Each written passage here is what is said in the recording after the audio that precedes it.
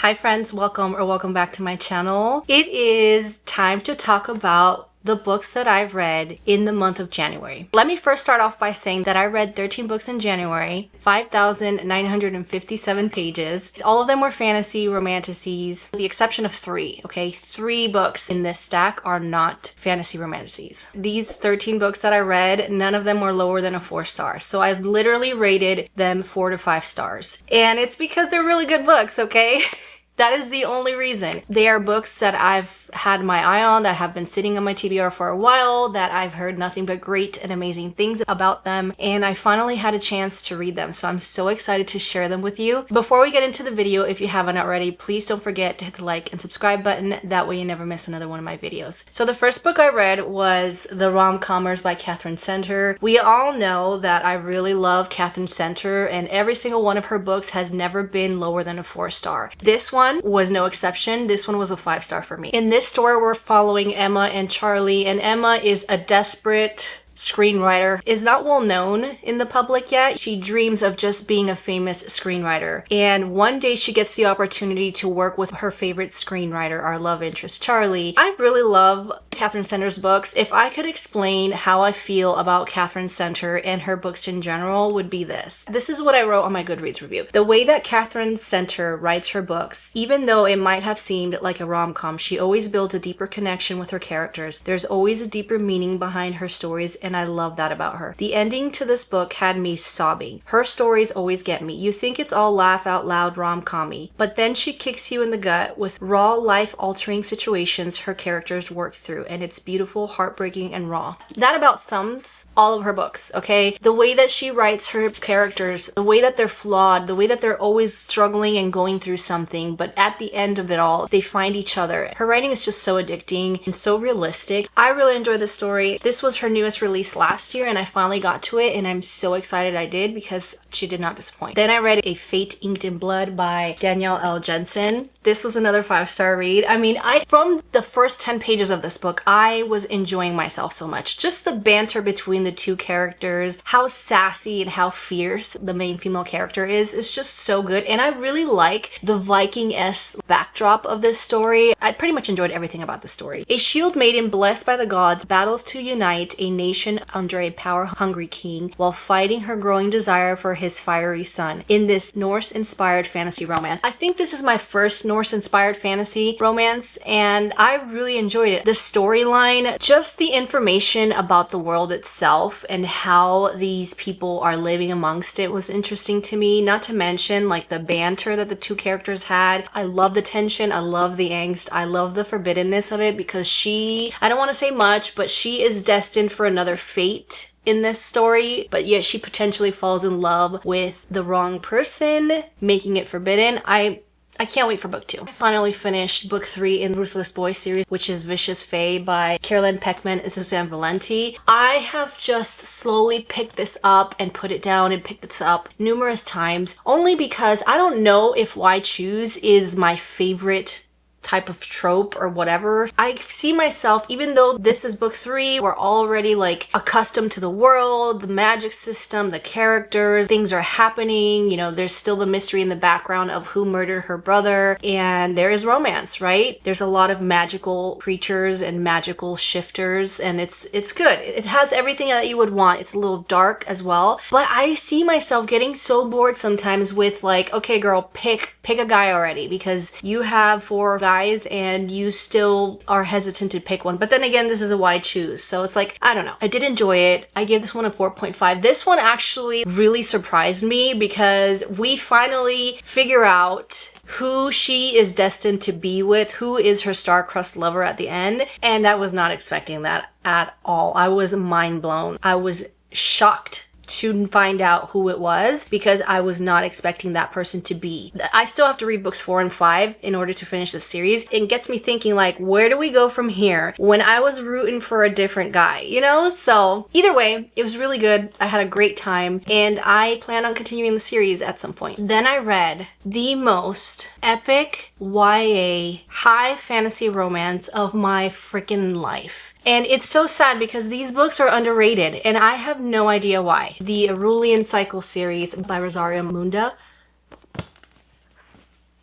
Let me just tell you, if I could describe this trilogy in very few words, it would be a YA version of Game of Thrones. I am mind blown on the fact that I have not read this sooner, and not a lot of people talk about it. And I will tell you this, if you like Fourth Wing and you haven't read this, what are you doing? Because this, I believe, was written first. A lot of the things that you see in Fourth Wing might have been inspired by this. Rosaria Munda does such an exceptionally phenomenal job at everything in this book. We have political interest, we have betrayal, we have backstabbing, we have dragons, we have romance, a love triangle at first. We have queer romance that is just epically beautiful. It's everything that you would see in Game of Thrones, how conniving and how backstabbing the characters and then the kingdom are just to get to the top is just insane to me. You get a beautiful emotional connection with the dragons and their riders. You get a group of young adults, 18, 17, going to a war college, preparing for war, leading a revolution, leading a rebellion. You guys have no idea. This series is so freaking good, and I'm so sad that not a lot of people talk about it. I mean, this is my freaking personality. If I could read these books for the first time again, oh my gosh, I would do anything to have the same connection and feelings as I did with these characters. I'm not going to tell you a lot about it because I want you to go in it blind. All I'm going to say is this little blurb. Orphan friends, dragon rivals must choose between love and duty when survivals of an old regime resurface threatening war. Again, everything that you could ask for in a high YA fantasy. We have romance, we have dragons, a revolution, we have a rebellion, we have emotions torn between the characters, we have forbidden love, we have a beautiful connection with dragons and their dragon riders. The dragons here are the same as you would see in Game of Thrones. The dragons here are like beastly. They don't really talk with their dragon riders, but the connection, the love, the loyalty of these characters with their dragons is so exceptionally good. People say that this series is compared to Fourth Wing and Game of Thrones. Game of Thrones, yes. Fourth Wing, not so much. Not so much. This is,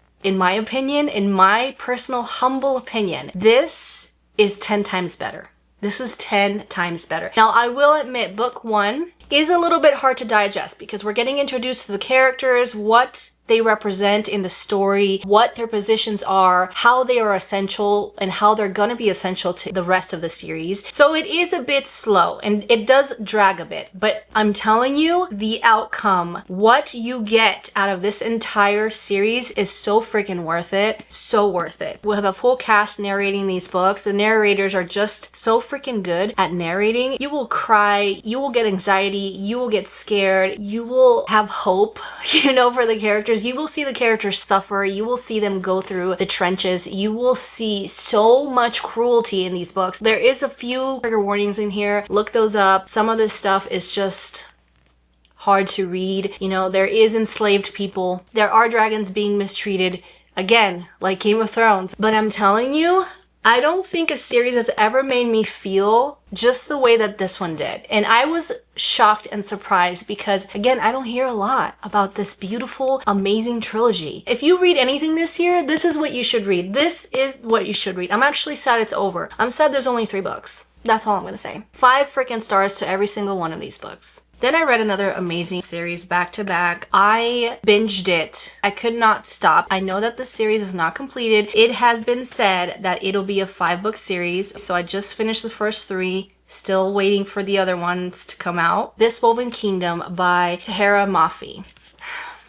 I devoured these books. They are so good. Another series that I hear about, but not enough about. It is amazing. This is a YA fantasy romance based on Persian mythology and folklore. And we have a Cinderella-esque theme throughout the entire book, and it's just done so well. My favorite Disney movie of all time would have to be Cinderella, and the amount of nostalgia that I find in this story, in these books, is insane to me. I've never read a series with, usually when people try to incorporate like a Disney movie in their books, I see more of Beauty and the Beast, I see more of Red Riding Hood, I see more of Little Mermaid, but I never see Cinderella as much. I might not be searching deep enough. This is the first time where that is incorporated and woven into these books, and it's just so damn good. I went into it knowing that I've heard great things, and that's pretty much it. I didn't even know that it had some Cinderella-esque themes to it. I absolutely enjoyed it. A servant girl conceals her identity as heir to an ancient kingdom, caught between a princess prophecy and upending the world. We have a possible love triangle in here. Everything that you kind of see in the Cinderella, where she is a servant and she's mistreated, we have that in here. We have an emotionally romantic connection between the main female character and the main male character, and I'm not going to tell you who because it gives something away. The entire way that this is told is so interesting to me. The mythology and folklore aspects of this book is just so interesting. And the way that Tahereh Mafi writes her books, the way that she describes things in her book is just so beautiful. It's very lyrical. The romance in here is so good. Everything about this series was top tier, 5 stars and above type of feeling. I can't wait for the rest of the books to come out because I had such an amazing time reading these books. Then I finally read the first book in the Lakefront Billionaire series by Lauren Asher, and that is Love Redesigned. This was a 4-star for me. It was good, but it took me a while to like believe that the characters were really in love with each other. This is a small town, childhood friends to rivals to lovers. I usually really like that trope, but I don't know. I think it's just the way the narrators were in this book. Like the main male narrator of this book just didn't really do, his voice didn't really do much for me, which essentially kind of influenced my rating. And I'm so sorry to say this, but like, I feel like his voice was very monotone. It took me a very long time to get into the book, to get into the romance, to believe the characters. And the fact that they are childhood friends, you would instantly feel that angst and connection there in the beginning of the book. But for some reason, I didn't enjoy this one as much as her other books. When I finally got attached to these characters, I saw myself enjoying it more. That's pretty much why I didn't give it a 5-star. I just didn't see myself connecting with the characters, let alone the romance in this book. But it was still a good book, just not my favorite. In this book, we're following Dahlia and Julian. Dahlia, she's recovering from a broken engagement. Her fiance has literally just dumped her. She finds herself going back to her small town where her family is from. Since Dahlia is an interior designer and Julian buys and flips properties, they come to an agreement to work together in order to renovate and flip this house, at the same time trying not to fall in love with each other. When this happens and you have history with each other and something happened in your past that you quite can't forget, there's always a little thin line in the background of feelings for each other and trying really hard not to act on those. That's all I'm gonna say about the book. 4-star. Then I finally read Beautiful Ugly by Alice Feeney. This was good. I mean, I always like the way that Alice Feeney writes her characters, especially when it has to deal with a marriage. I just eat that shit up every single time it is thrown in her storylines. I don't care how slow the book may be. I don't care if not a lot happens. I just love the... what is the word that I'm looking for? I love the animosity that the characters have with each other. I love the tension in not a good way. I love the untrustfulness that each character has, even though they are married to each other. And every time she provides a book like that, I have the best time of my life. I gave this one a 4-star, not necessarily a 5, because I don't know if I didn't see the plot twist coming and I didn't see the ending coming, but I don't know if I like the ending because the ending left a lot of questions. Like, is it happening or is it a dream? Is this reality? What's going on? What's really happening? Am I reading between the lines? Am I not reading between the lines enough? Like, I had so many questions on how this book ended, and also the reveal wasn't that, even though for some reason I just didn't see it coming, even though it was right in front of my face, I didn't see it coming. The reveal wasn't that surprising to me. The reason why I enjoyed it, number one, the audiobook is exceptional. It's very good. It has sound effects. It has dual POVs, which I love. Anything that has to do with a psychological thriller involving a marriage You have the husband's point of view and you have the wife's point of view. Also, the sound effects in the background were just so dang good. It's also very atmospheric. It's in a secluded island in a cabin. It is so good. The atmosphere, the creepy, cold vibes that you get in this book were done very well. We're following Grady and Abby, and they are happily married. Grady happens to be an author. Everything is fine until one day his wife goes missing. The story goes from there. This made me question who's lying in this book, who's unreliable. Who should I believe? You know, you start to question everything, and I think that's what Alice Feeney does very well. You see things a certain way in the beginning of the story, and then you question everything towards the middle, and then towards the end you have nothing. Like, you have no idea what's gonna happen next, and then she punches you in the face with the plot twist, which is good. But again, I gave this one a 4 because the plot twist, the reveal wasn't that twisty, like it wasn't that shocking, and just again, the ending of the book left me with a lot of questions. I don't like books that end abruptly like this. It ends in a way that leaves me guessing, and I don't like that because then I'll always be wondering, did she really mean this? Did the author really mean that? Like, where is this going? Is it really what it is on page, or is it like a metaphor for something? Like, I don't know. If you want to read something eerie, dark, atmospheric, that is psychological, with a married couple, set in this remote, small island in a cabin. He's also a writer, so we get the writer vibes, which is amazing. You should read this book. Then I finally read Onyx Storm. Finally did it! I told myself I was going to read this in January, and I did. For the most part, I read a lot of the books that I wanted to read in January, so pat on the back for me. Were they on my TBR? Some of them. Most of them not,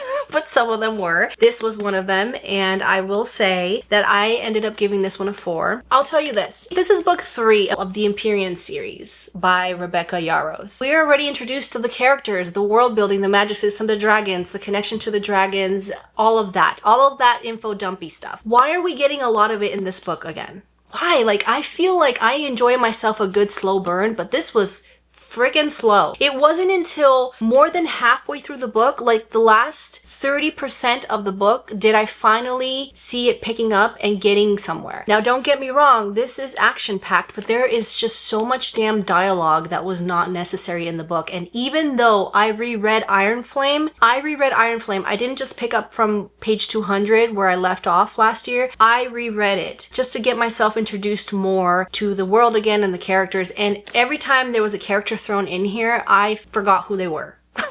Like, I completely forgot some of these characters in here, and then I had to kind of like backtrack and remember. I just feel like a lot of the back and forth and the flying and the doing missions but going back to class and so much more info dumpy about the history and what happened in the past. Like, I get that that's essential, but like, this is book 3. This is a 5-book series. We should be already done with that. We should be having more things happen. So that's my biggest complaint about book 3, is that, like, even though I know that Rebecca Yarros does this in all her books, the beginning of the books are very slow to me. Very like trucking along, trying to just digest everything and relearn everything because she throws so much info in your face. And I get that she does it on purpose, but man, like, did this book drag on so much. I honestly think that the reason why I only gave it a 4 and my rating was influenced was because I read Fireborn, the Aurelian Cycle series, which was literally, if I had to pick a series, I would pick this one hands down every single time. This is way better than Fourth Wing and this series in general. And I'm sorry, like, read it and you'll understand why. So I think that's the reason why that could have kind of tarnished giving this a 4 instead of 5. Even though a 4 is a good rating, again, I was like, man, why is this story dragging on? It wasn't until like more than halfway through the book did I actually start to care where it was going. Cliffhanger at the end, what are we gonna do from here? Like, what is happening right now? There's just so many unanswered questions. It was a 4-star because of the ending of this book. I was just shooketh.